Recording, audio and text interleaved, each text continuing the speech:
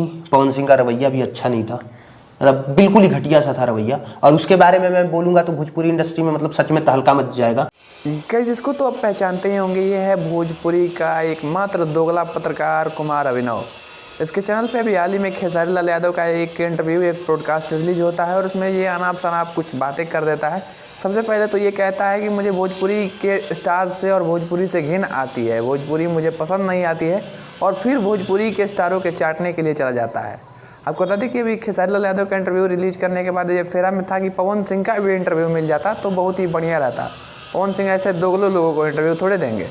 पवन सिंह के पास ये जाता है तो पवन सिंह की टीम इसको कुत्ते की तरह भगा देती है, जिसके बाद ये क्या करता है कि इंटरव्यू देता है और इस इंटरव्यू में ये कहता है कि मेरे पास पवन सिंह से रिलेटेड एक वॉइस रिकॉर्डिंग है जो कि अगर मैं वायरल कर दूँ तो पवन सिंह का करियर ख़त्म हो जाएगा। पवन सिंह का रवैया भी अच्छा नहीं था, मतलब बिल्कुल ही घटिया सा था रवैया। और उसके बारे में मैं बोलूंगा तो भोजपुरी इंडस्ट्री में मतलब सच में तहलका मच जाएगा और जो मनोज मिश्रा जी हैं उनकी हालत थोड़ी सी खराब हो जाएगी। ऐसे कॉल रिकॉर्डिंग और सब बातें मेरे पास।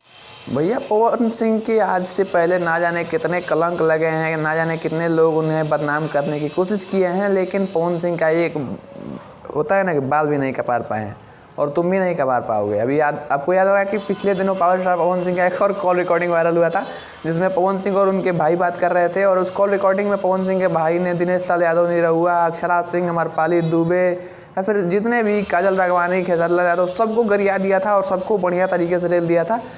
वो कॉल रिकॉर्डिंग पूरे यूट्यूब पे आज भी आपको देखेंगे तो आज भी मिल जाएगा, लेकिन उस कॉल रिकॉर्डिंग से 14 मिनट कॉल रिकॉर्डिंग से भी कुछ पवन सिंह का झाट नहीं उखड़ा तो आप कुछ नहीं उखाड़ सकते हैं। और जहाँ तक बात रही इंटरव्यू देने की और इंटरव्यू लेने की, तो इंटरव्यू लेने के लिए और पवन सिंह के पास जाने के लिए तुम्हारे पास उतना औकात रहना चाहिए कि तुम पवन सिंह के पास जाके बैठ सको। पहले उतना औकात बनाओ। सबसे पहले तो तुम ये कहते हो कि भोजपुरी से मुझे घिन आती है, भोजपुरी के कलाकारों से घिन आती है, और फिर भोजपुरी के कलाकारों के पास चले जाते हो उनको चाटने के लिए।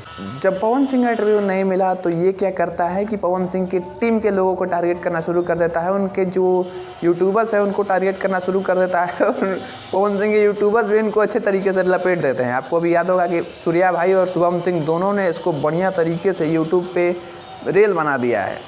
इनके बीच बात इतना बढ़ गया है कि ये लोग अपने ही में महायुद्ध शुरू कर लिए हैं और शुभम सिंह इनको खुला चैलेंज दिए हैं कि अगर तुम्हारे दम है तो मेरी वीडियो डिलीट करके दिखाओ, या फिर मैं जहाँ रहता हूँ तुमको वो लोकेशन भी पता है कि मैं कहाँ रहता हूँ, तुम आके दिखा दो।